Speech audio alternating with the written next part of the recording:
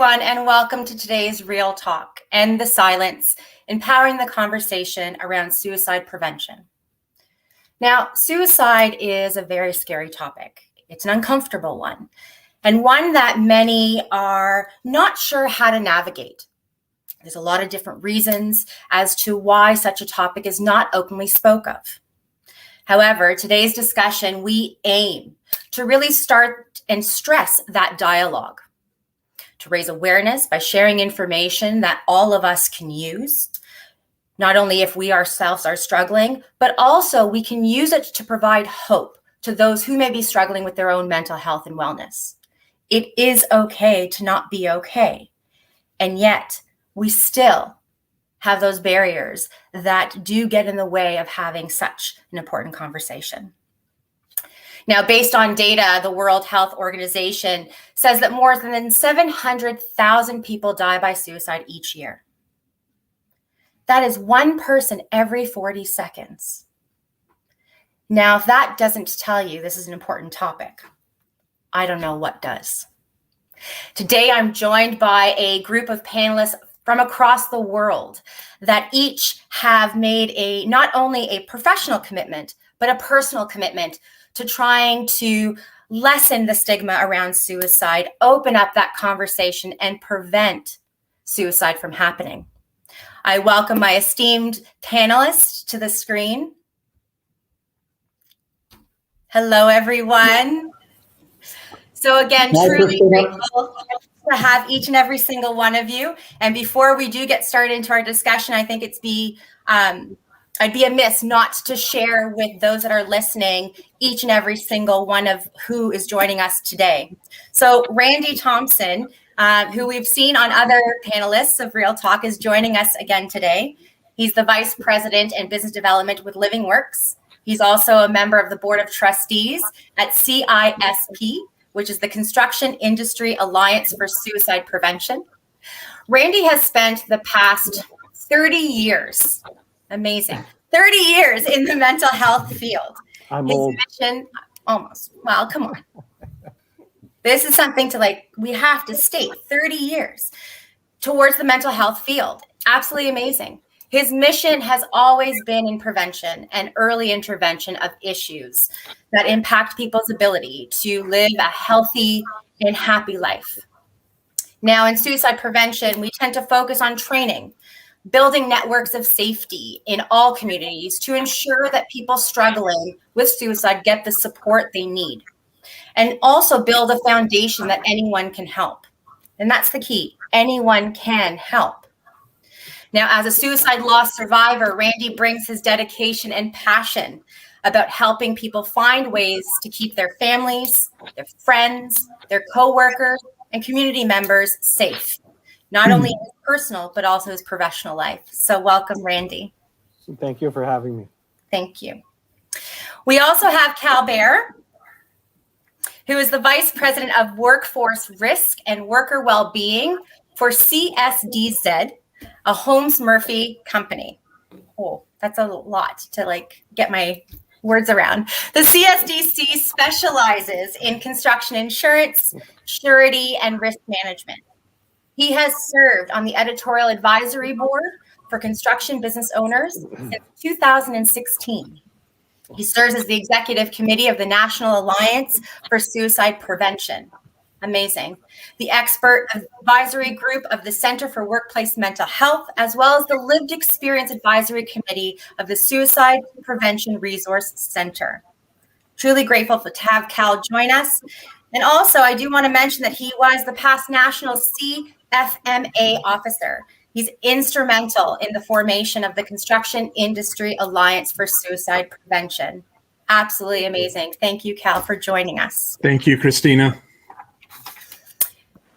Next, we have Barry McCall, who's joining us from the UK, Ireland area. So Barry is currently the senior suicide prevention consultant and trainer with Suicide Bereavement UK.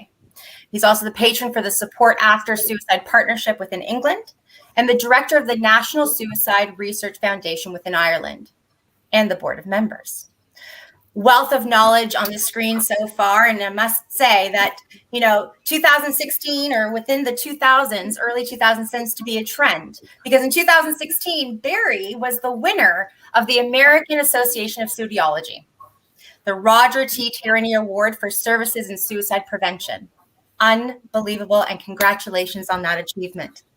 Barry has also been instrumental in bringing ASSIST, which is the Applied Suicide Intervention Skills Training and Safe Talk programs from Canada to the UK and Ireland, which have now become the main suicide risk assessment training and awareness throughout. He has recently retired as a senior coach training and Living Works Incorporated within Canada. He's been appointed as a member of the Scottish Executives Research Expert Group on Suicidal Behaviour in 2004, and was a member of the Northern Ireland Bamford Review of Mental Health and Learning Disability subgroup on mental health promotion and suicide prevention. Barry has been instrumental in bringing the International Association of Suicide Prevention World Congress on Suicide Prevention to Derry in September of 2019, the first time in the UK since 1969. Thank you, Barry, for joining us. Thank you, Christina. And I also know that the last time Randy and I were together were 2 years ago at that conference. Well, there we go. Sharing a Guinness. Or two. Oh, boy. Now, we also have Gorgon Gulstrop, and I hope that I got that last name at least relatively right. He's a plumber and a suicidologist. He is born in Denmark and migrated to Australia at the age of 23. And as part of his recovery from suicidality and mental ill health, he has worked on various construction sites. He has become a union official and eventually a union leader in his home state of Queensland. Now, in 2007, he established the Mates in Construction program in response to very high suicide rates within the construction industry in the Queensland. Now, from a small startup, Mates in Construction now operates across Australia and across New Zealand. He's also created a sister program for workers in the energy and mining industry. Now, despite dropping out of high school at age 15, Gorgon now holds an associate diploma in labor study, a diploma in social and community welfare, a master's in suicidology. He's also a PhD candidate seeking to understand male helping offering in suicide prevention. And I must admit, it is super early where you are, and I am truly grateful that you are able to contribute to this discussion today. So welcome. Thank you. Now, also on our screen, we have Dave Macleod, who, while the remaining panelists are joining us from all over the world, Dave joins us from Calgary. So Dave is a clinical and forensic psychologist with the Western Psychology Services in Calgary. The focus of his practice has evolved over the years, but the common element that defines all of his work is risk. Child protection risk, suicide risk, mental health risk, self-harm risk, violence risk, sexual abuse risk, and the list can go on. He began work in suicide prevention in the late 1970s as a volunteer with the Distress Center's Drug Center, and has since, unbelievably, worked in a variety of adolescent treatment centers in Calgary, Regina, and Paris, France. Now, as well as working within those areas and sectors, he's also been working in the correctional facilities as well as hospital systems. Now, Dave has been a senior trainer and consulting mentor trainer with the Center for Suicide Prevention since 1995. He facilitates the ASSIST and ASSIST Tune-Up Workshop, as well as the Suicide to Hope Workshop, Tattered Teddies, Straight Talk, and Self-Harm Workshops. He frequently is asked to present on topics concerning mental health risk and safety to organizations in Canada and the US, including the Association of Family and Conciliation Courts, and, well, today. Dave has extensive experience with children and families and spends a lot of his time working alongside Alberta Children's Services, as well as the Child Protection Courts. Now, part of his work includes family mediation and assessments of risk for individuals and families. So Dave, thank you. Now, today's discussion, as I said earlier, is around suicide prevention, and suicide is a very difficult topic. But the reason that we're having it today is because the 10th of September each year has been designated as World Suicide Prevention Awareness Day. It is a way of focusing attention on the problems of suicide worldwide. Now, World Suicide Prevention Day aims to empower people with confidence to engage in those challenging dialogues. Now, the World Suicide Prevention Day also has a certain theme that it goes through each year. And for the next 2 years, the theme is creating hope through action. Now, what an amazing concept. Creating hope through action is a reminder that there is an alternative. There's an alternative to suicide, and it is through action that we can actually make a difference in someone's life. Now, there's a lot of different factors that cause and lead to suicide. It's complex.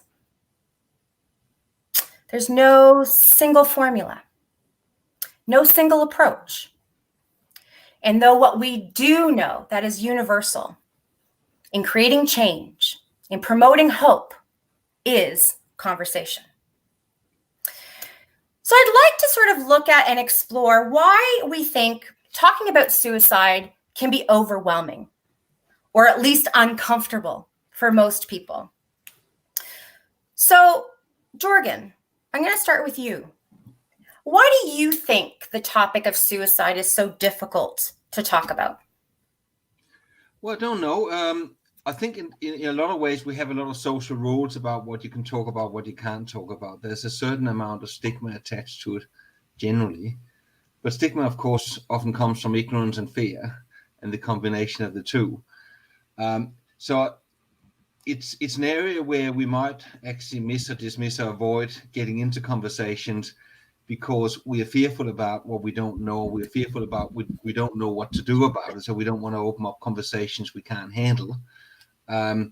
Or that we have sort of this view that it's something that is a professionalized stuff where you have to have a white coat and things like that to even engage in the conversation.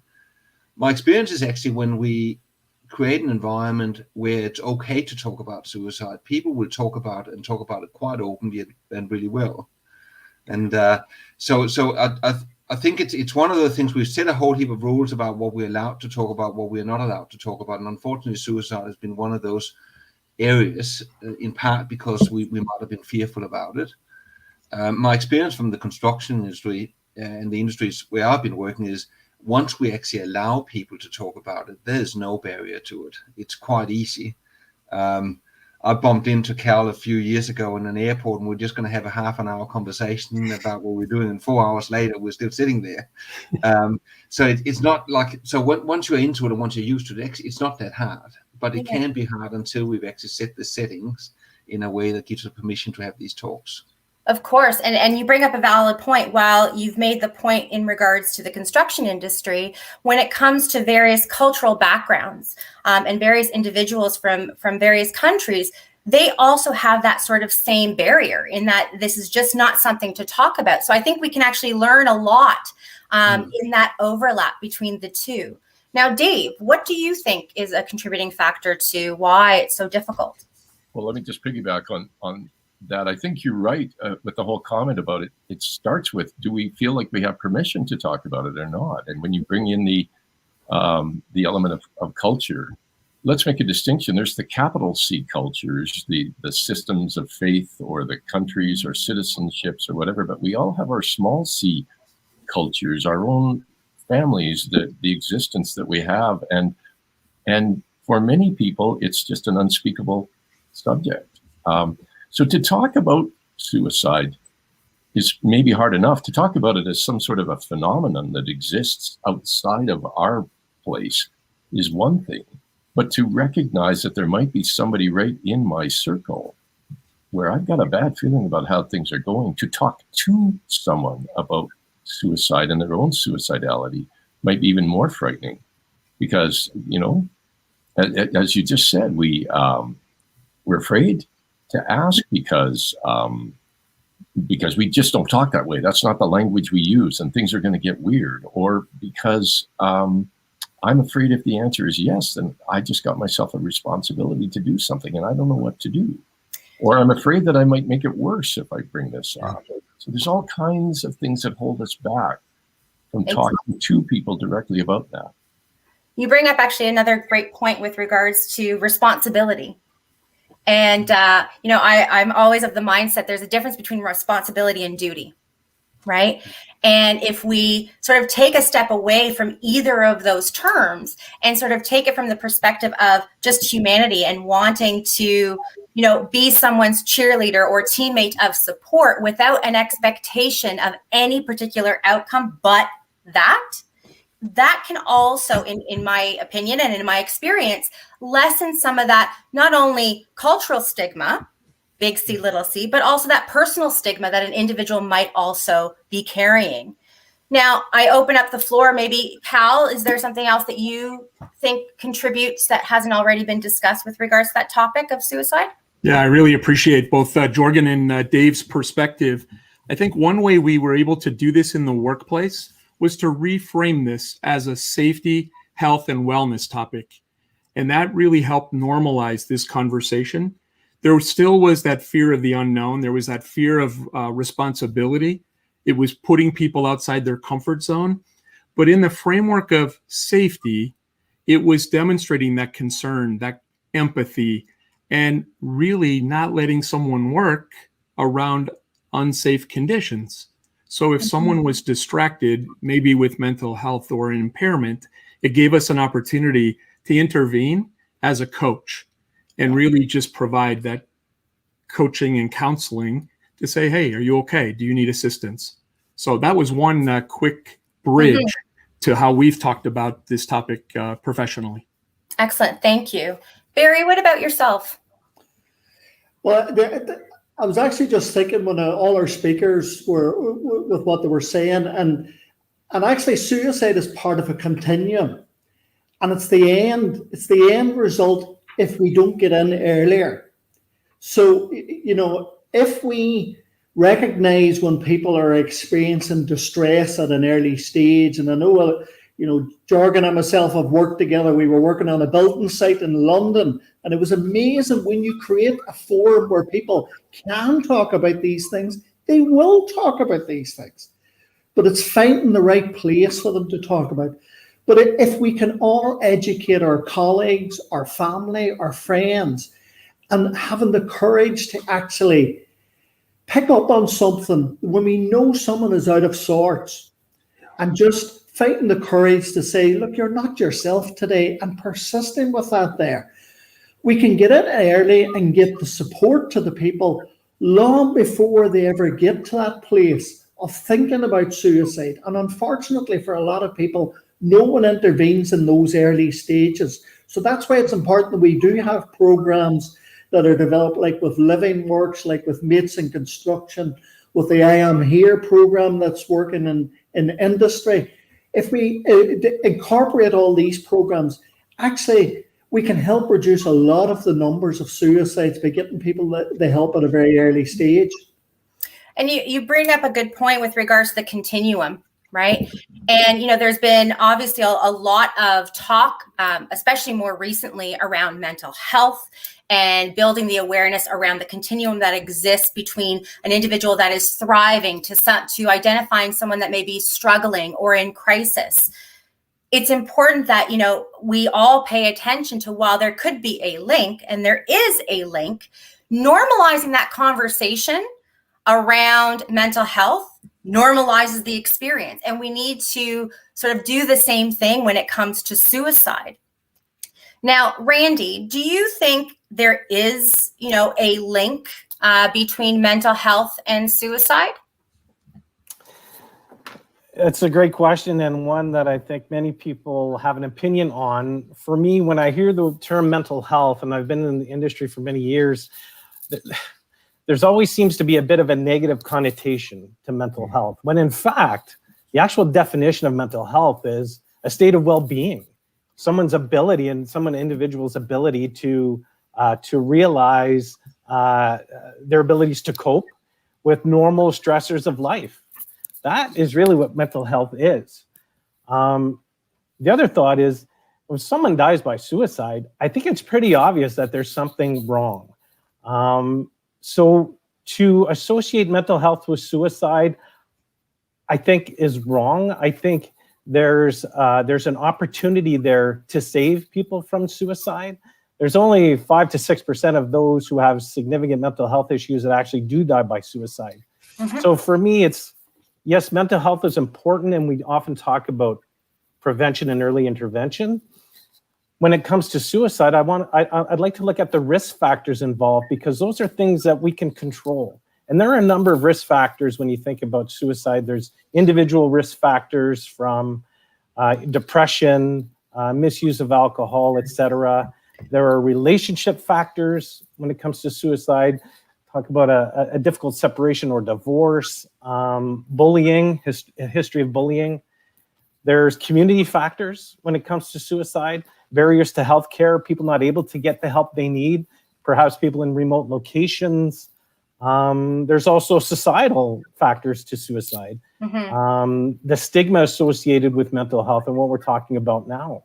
So when we look at risk factors, and Dave, you certainly can relate to this, to me, those are factors that we can impact, that we can change, that we can support individuals with and get them the help they need early on, like Barry said, before that continuum, that end of the continuum, when someone builds or creates suicidal ideation and eventually makes attempts. So I think when we look at risk factors and able to mitigate those, I think we have a better chance of saving lives.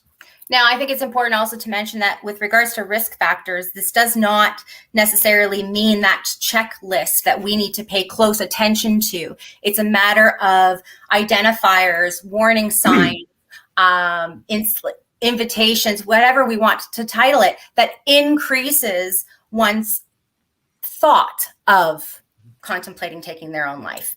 It's not necessarily this is what they all need to have in order to identify who that person may be. We're still humans, right? And nobody's perfect. And we don't have this overlapping identifiers that make us and link us all together, except for the fact that we think, we behave, and we feel. And yet how we do all those three things differ. It differs amongst all of us on the screen, and it's going to differ between everyone else. So for me, I really encourage people to stress the fact that suicide is a possibility in anyone's life, regardless of what age, regardless of what culture, regardless of what ethnicity. It doesn't discriminate, and we can't either, but we also can't put together this mold as to what we need to follow. And I think that associating it with mental health can contribute to that sort of tunnel vision. So I agree in that we cannot, and we need to step away from making that direct association for a lot of different reasons. Cal, what do you think? Yeah, I think Randy and Barry nailed that right on the head. I think that whole idea about mental health and how it has been stigmatized, really mental health, we all have it. It is on the continuum that Barry described.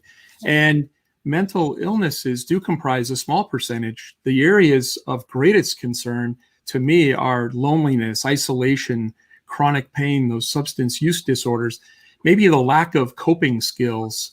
Maybe it's individuals not having support, not having access to care. So I do think we have to recognize, I know in the United States, the delay from the onset of symptoms to the diagnosis and starting of proper treatment has been shown to be as much as 11 years. So in the workplace, if we build a caring culture, we can let people know that it is okay to not be okay and that resources and support are available.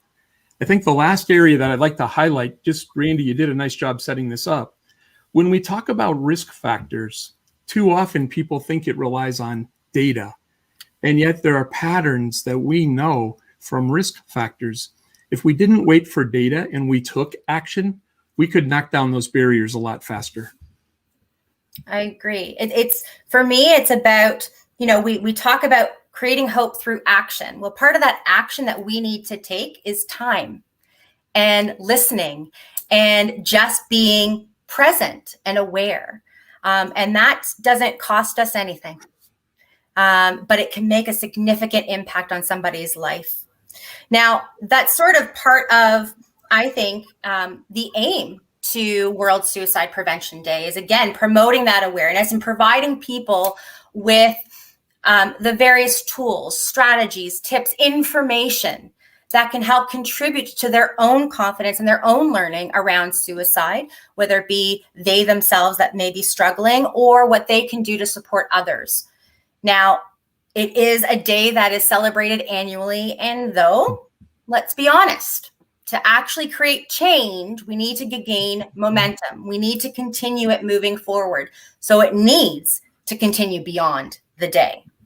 So how can we observe World Suicide Prevention Day? Not only today, tomorrow, the actual day of, but beyond. Barry, what do you think? Well, actually, Christina, I think you're correct in what you're saying in that World Suicide Prevention Day is every day. Every day. Unfortunately, we have to have a day that brings it to everyone's attention. And in fairness to the International Association of Suicide Prevention, by bringing this to the fore, it brings lots of people together, and then there's a concerted effort to start building upon it. But I suppose one of the things that I often think, in fact, I'm just thinking back to the previous point about the mental health. If you think of physical health, people can name you all the good things of physical health. When you ask them to name mental health, they start listing mental illness. They do. And there's a big difference between that there. I know people who have severe mental illness who are actually mentally healthy. Mm-hmm. And I know people who don't have a mental illness, but who are not mentally healthy. So it's poor mental health we need to be thinking about, as opposed to mental health, that when people experience poor mental health.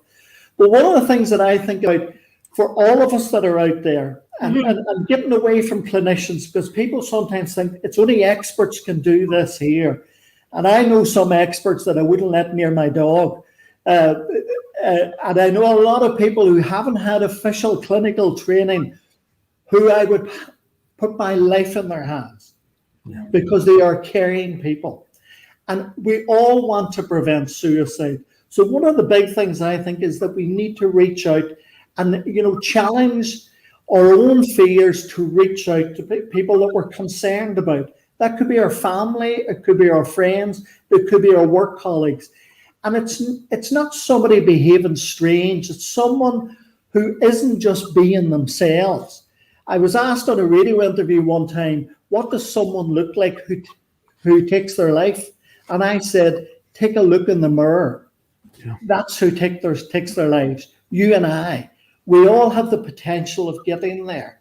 So what we need to do is be prepared to reach out to our friends, colleagues, but if it is ourselves, we need to reach out to ourselves and be prepared to ask for the help, find the courage.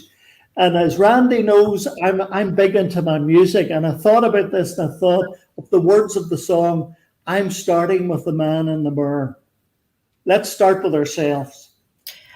And again, it does bring back to that self-stigma as well. And part of the contribution towards that barrier is language. And it's been a constant theme that we've sort of heard throughout even today. The first little bit is the choice of words that we use, the phrases that we use, the associations that are made with simple words. Language has wings, right? And we can't necessarily control the impact that the words can actually have on someone, regardless of our intention, but we can definitely be mindful of lessening the impact and really ensuring that the choice of words that we use, how we're having this conversation, the actions that we ourselves are doing moving forward are supporting a culture of change versus fueling a culture of resistance or fear, as Gorgon has said. So that's sort of how I see as a contributing factor of what we can do beyond today is being more mindful of some of the language that we use in speaking about suicide, in speaking about suicide prevention, but also speaking about our own experiences of life stressors and the shit that happens on a daily basis that we some days can manage, other days can't. And that's normal. We need to normalize that experience and normalize talking about it. And that could lessen some of that barrier. Dave, what do you think we can do beyond today's discussion to contribute to that? I feel like if there's a takeaway from a day like today, it might be a reminder to each of us to pay more attention to other people. One of the things that we have come to realize about people who are really struggling and approaching a decision about suicide is it is so common that they pull away and hide. And who of us doesn't have a story about the person who took their life and we say there were no signs? I'm putting air quotes around that. And yet we have so much research that says usually there are signs. So how do we make sense of that? That either maybe it's easier to say there were no signs than to say there were signs and I missed them. Okay, that salvages me. But the idea that sometimes signs don't look like signs until afterwards, and we look back and we say, well, I guess that was a sign, but it sure didn't look like a sign when I saw it. To be more attentive. I had a next door neighbor who used to say, there's something wrong here that ain't right. To notice and to be able to say to someone, I noticed this about you, tell me about that, to start the conversation, to see where it leads. May not be suicide, but something might be wrong. To help people, we're starting to make a distinction. How do we help people to not even get to the point of suicidality in the first place?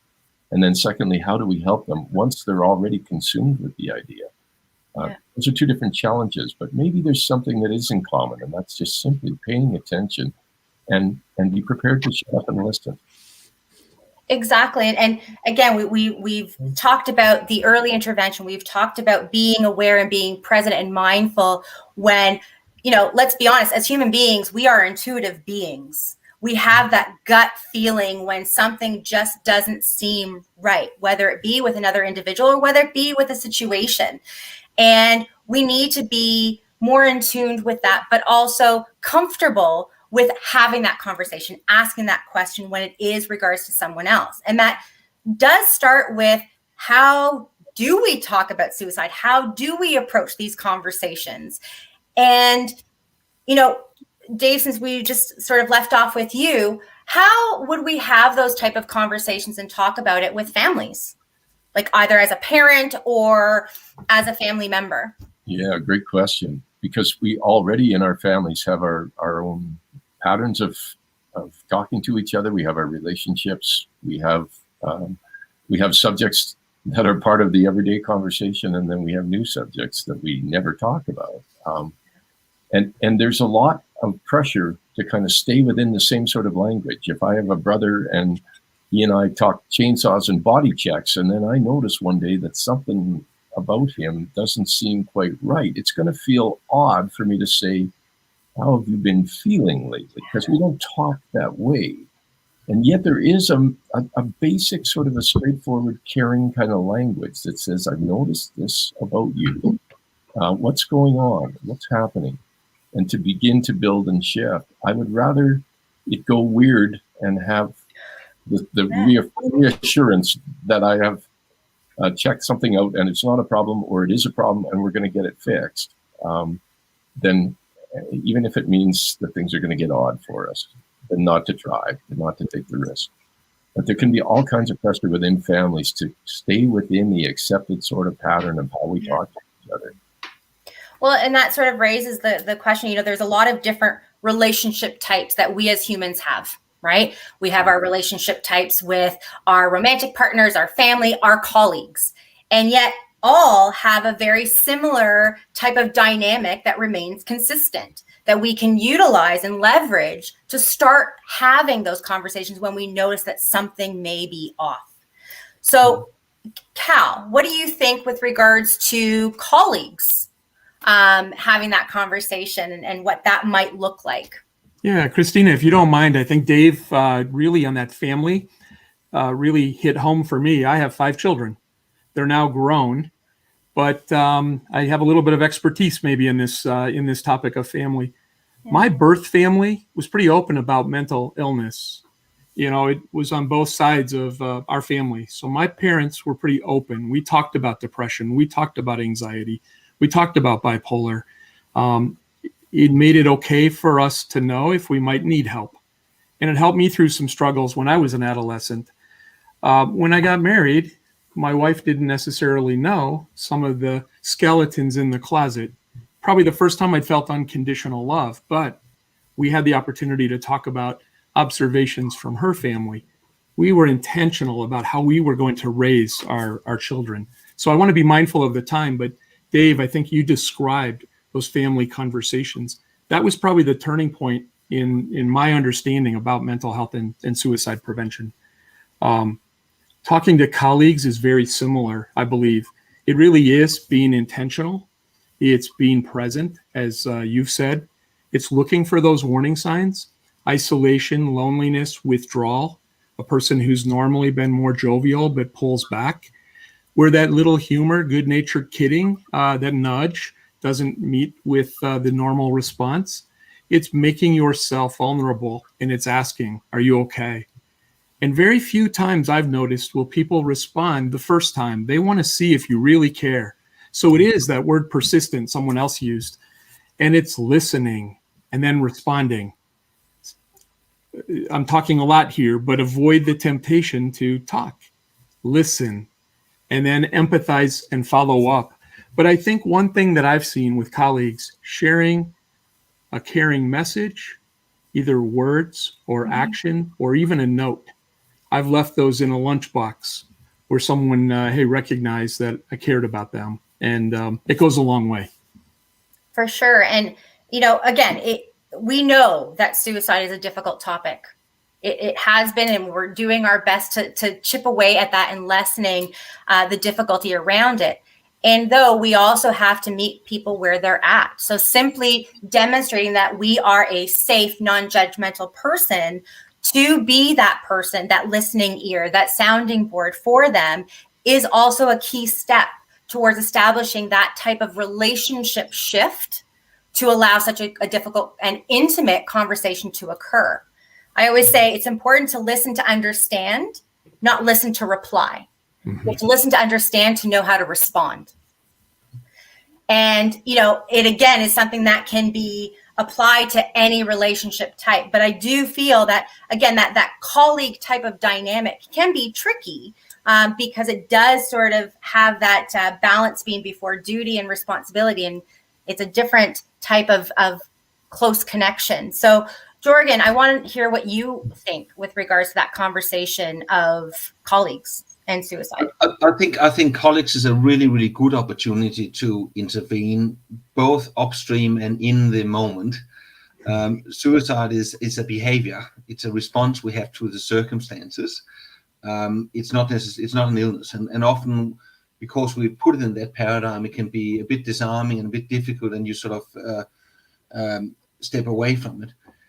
If we can get into the culture of a place, if we can talk to people as a group and saying, us as a group of workers, us as a group of plumbers, us as a group of construction workers, we got a problem. We got an issue we need to deal with. We can start collectivizing the responsibility. Yeah. In the medical model, what we tend to do is we individualize it. We say to people it's a deficiency, it's a defectiveness we need to fix within the individual one way or another. It's your inability to cope that we need to deal with. Whereas if we can actually make it a responsibility, a collective responsibility as a group of workers to work around this, we not only get solutions in terms of people intervening when somebody is distressed, we also get solutions that says, hang on, those working hours are not social.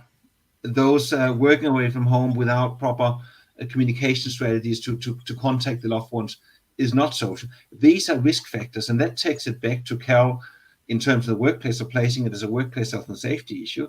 It's a workplace health and safety issue because we can be unsafe if we are not 100% focused.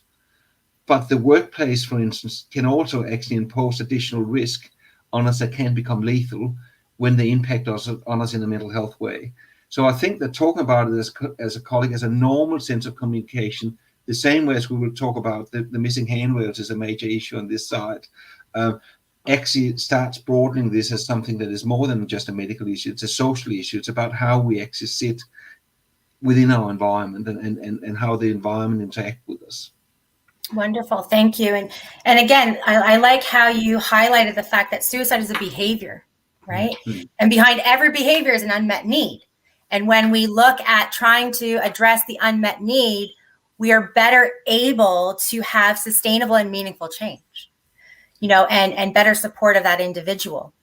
Now, of course, when it comes to having that conversation with colleagues or having that conversation with family members, that can be a very unique one-to-one type of dynamic, whether it be direct, face-to-face, or indirect through notes or emails or even team messages on the side. There still can be more, I guess you can say, widespread initiatives in continuing that conversation, especially within organizations and workplaces. And I do see that also being a responsibility that should be taken on. So Randy, what do you think that would look like with regards to conversations and dialogues around suicide from an organizational and workplace perspective? Yeah, it's not just construction that's responsible for keeping their employees safe. A law firm has that responsibility, just as much responsibility as well. But we tend to glom to those risky industries because we see the prevalence of suicide there. However, in my opinion, they are leading the way in terms of organizations and their need to be able to deal with suicide. And I think, Jorgen, you mentioned the idea of building a culture. And we hear a lot about that, but it truly is about building a culture of wellness and safety within the workplace. Organizations need to proclaim, perhaps, that suicide is important. It is relevant to our organization. They need to show through modeling behaviors that this is important, that we have safe environments for people to come and have a conversation with. Mm-hmm. It needs to start with education. I think part of the answer around why people don't talk about it is because we're not comfortable talking about things we don't understand. So if we're not educated, then we're less apt to talk about it. So to me, organizations really need to start building that culture, start small, but start educating your people around suicide prevention. What are the signs? What are the invitations, as you mentioned, Christina? You could start with your managers and work way down and support the employees as well. So really what we're talking about is taking a community approach to suicide prevention. I don't think we're going to be able to move the needle around suicide prevention until we start taking that community approach. Because people who are thinking about suicide, they're not going to talk to the doctor. We want to assign responsibility there, perhaps, but they might not talk to the doctor about how they're feeling. They might talk to their brother, because mine did. They might talk to their colleague. They might talk to their faith leader. So it's really important that we start building that community approach to suicide prevention. We start speaking the same language, but for me, it starts with education. I couldn't agree more. And it again is that collective commitment towards creating the change. And again, it's through action, whether it be education or, as Barry spoke earlier, starting from that individual and doing those internal check-ins with self and having that conversation with your own self about how do you see suicide? What is your opinion on it? What do you feel about it? What is the discomfort around it? And there's a lot of resources that are available to better educate not only an individual that is struggling, but also an individual that is wanting to be that support network, wanting to sort of build a better infantry, if you will, of resources for their own ability to be that bridge, that teammate of support. And we have a lot of those various resources not only available on the Wellness and Learning website, but it will be available through our social media platforms during this live. So I encourage all of you that are listening either now or afterwards to check out those resources. There's training, there's workshops, there's presentations, there's a slew of resources that are actually accessible to you regardless of where you are in the world. It's just a matter of knowing where they are, knowing that they exist, and taking that step forward to actually access those resources.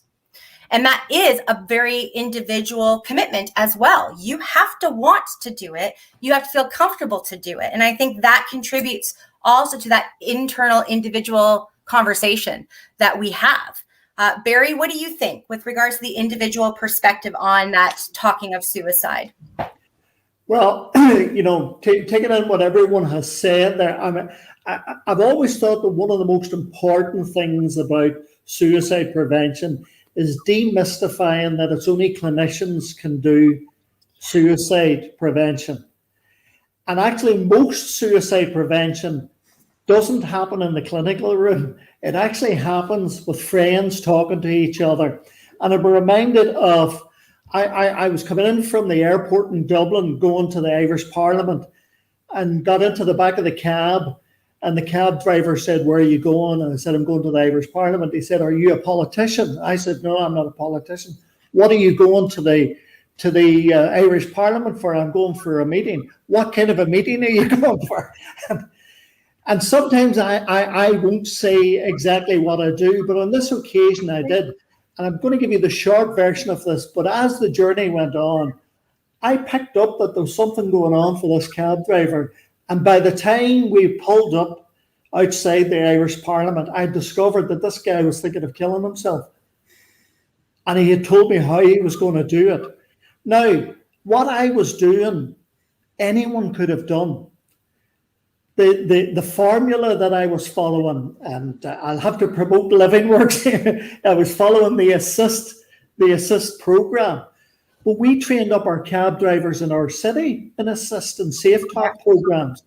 So look, if you get the proper training, any of us can do this, just the same way as any of us can do CPR training if we're trained appropriately.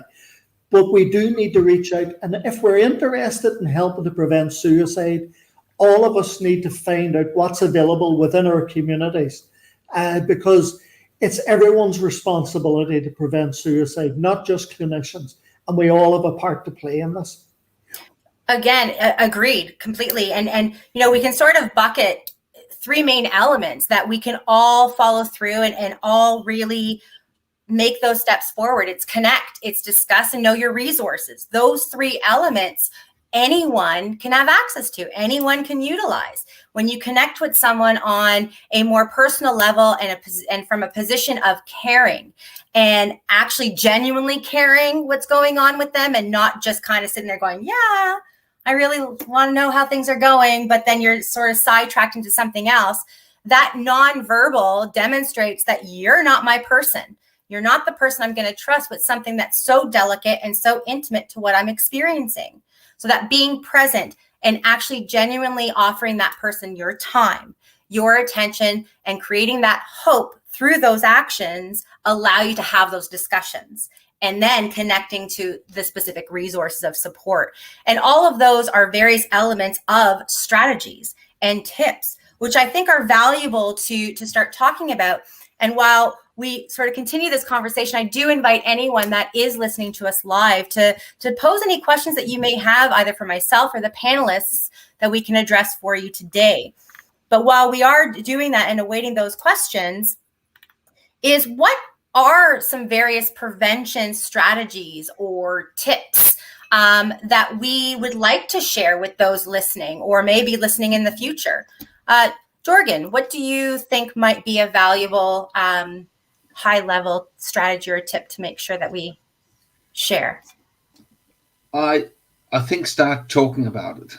Actually start having open conversations in the community about it, in our workplace, in our families, about what struggles we have had ourselves, right, and how we got through them, is a starting point to start breaking down some of the stigma we have.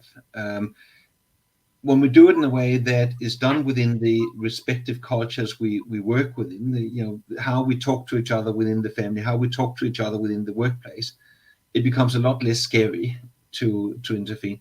We need to demedicalize this if we really want to make an impact.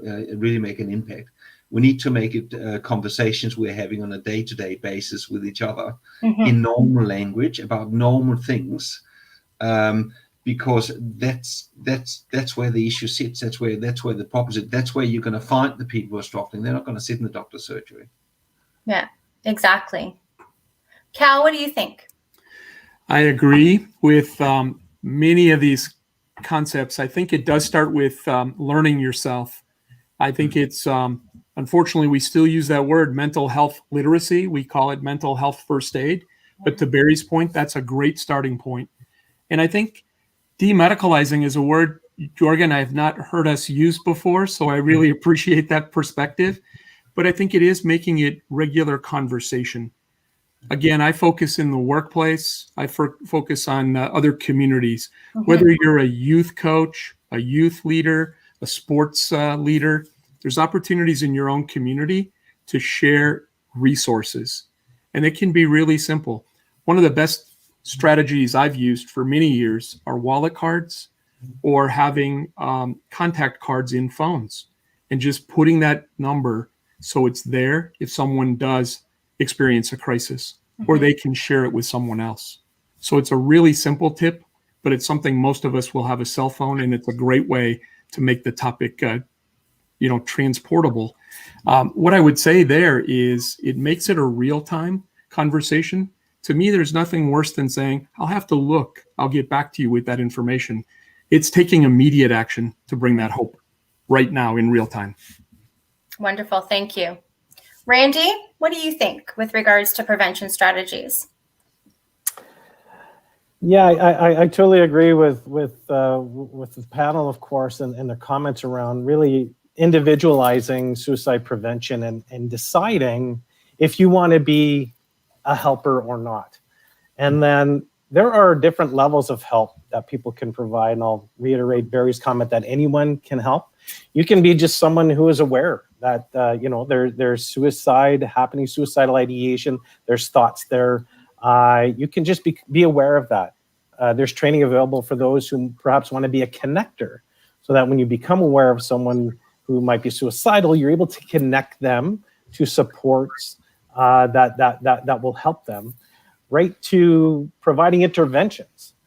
So there are different levels of training that is available. You don't have to be the guy. You can just be someone who's aware, and that's good enough. So to me, that's where it starts, and it can be done on an individual basis. Organizations can offer this type of training, of education. Communities can provide it. We see that across the US and Canada, and certainly in Europe as well. So there's no reason or nothing that should prevent someone from helping. I must admit, I think people overcomplicate it. Yeah. And it doesn't have to be complicated. There isn't these little side tunnels that we have to navigate. It can be a very easy conversation to have if you yourself feel comfortable with having that conversation about discomfort, coping strategies, changes in behavior. I always say that we each have a baseline of behavior, right? We just kind of have our way of being. And those that tend to become familiar with our go-to behaviors know how we are. So those that know me know that I can be extremely quirky and very out there. And though when I become overly quiet, that is a change of behavior that is observed. It is different than my typical way of being. As long as we can become, again, present and aware, any changes on either extreme of that person's typical behavior can be an indicator for us to say, hey, I need to step up. I need to ask. And that sort of is another way of sort of establishing a timing of when to have those conversations, potentially. Dave, what do you think is a strategy or tip that we can share with individuals with regards to prevention? Boy, I'm really enjoying this discussion, and I confess that I'm nowhere near as expert on the whole organizational workplace level, but I'm liking the comments here. I'm more of an individual, one-to-one kind of person, and I dare say that all helping people who are thinking about suicide comes down to individual contacts.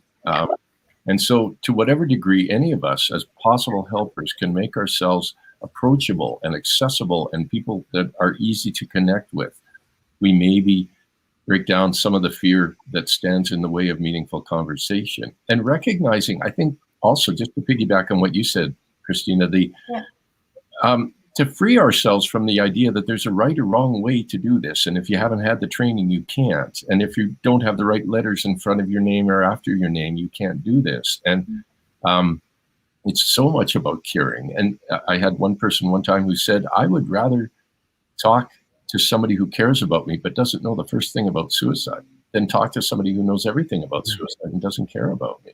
Yeah. One last thought.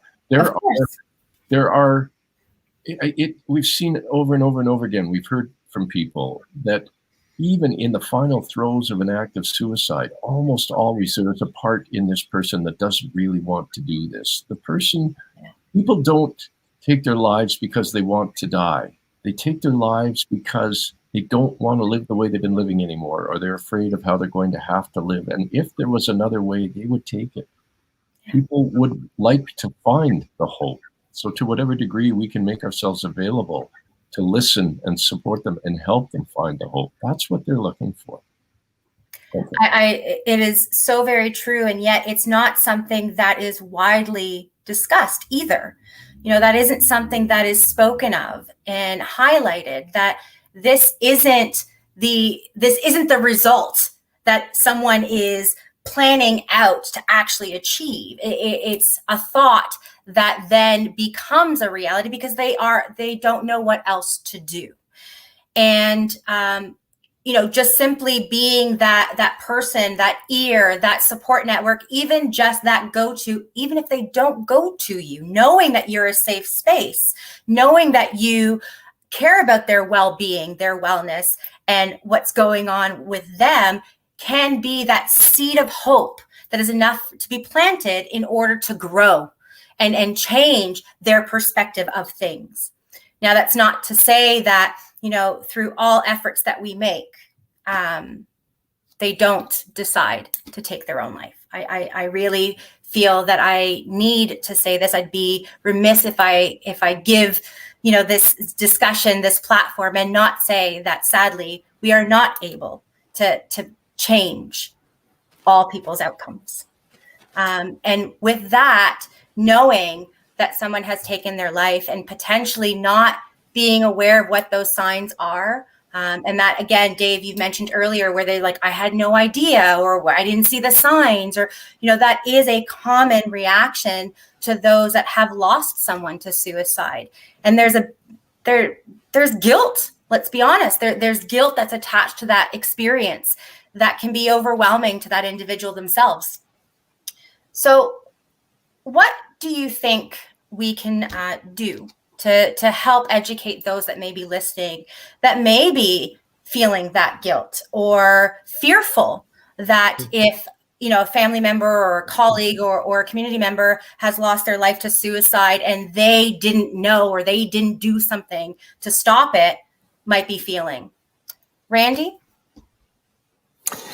Yeah, I lost my brother to suicide a few years ago. We were very close.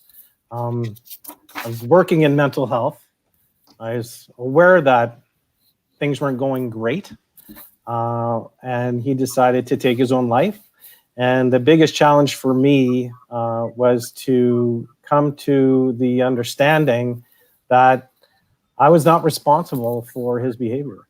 And I think that speaks to a lot of relationships. I think it's important to remind yourself of that you are not responsible for someone else and what they do. But it was a wake-up call, certainly for me, to get educated. As much as I thought I knew about mental health, I certainly didn't know enough about suicide prevention at that time. Could I have saved his life? Hard to say. Again, we're not responsible for what other people do, but it certainly was a wake-up call for me to get trained, to be able to identify those signs and symptoms perhaps earlier, and be able to have that conversation, just open it up.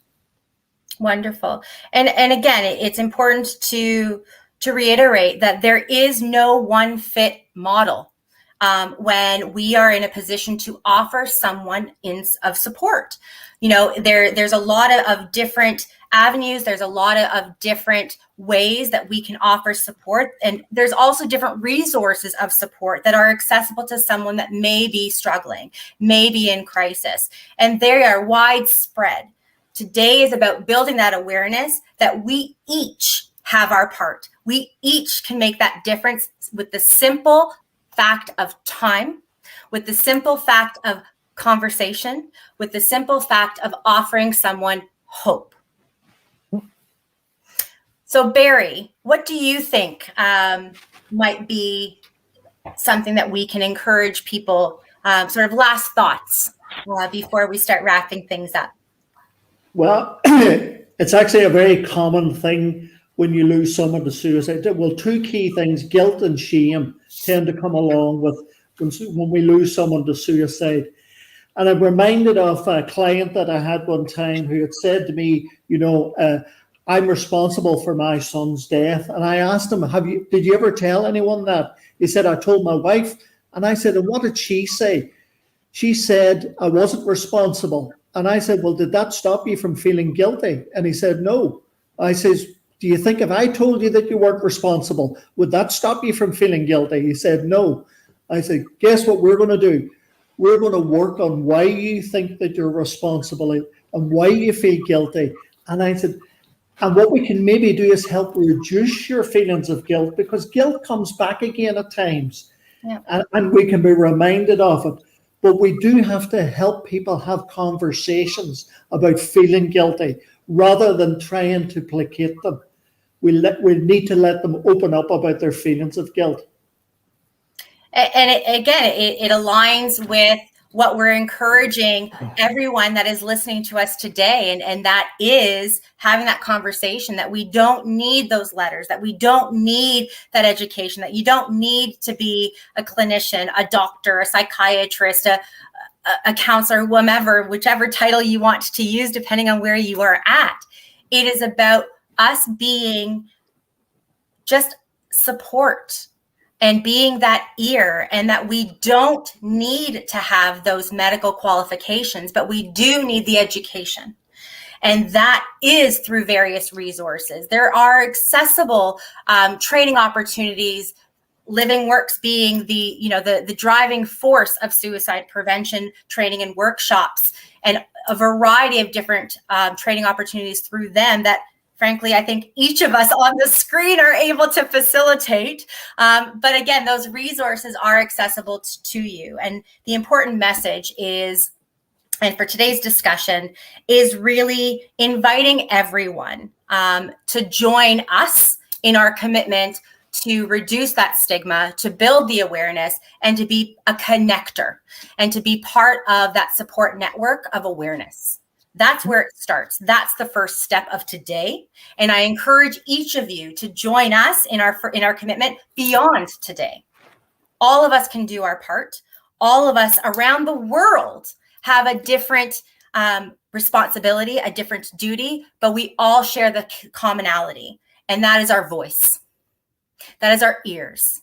That is something that doesn't cost money to use, that doesn't cost money for somebody else to have access to, but yet it makes the difference. That is the starting point.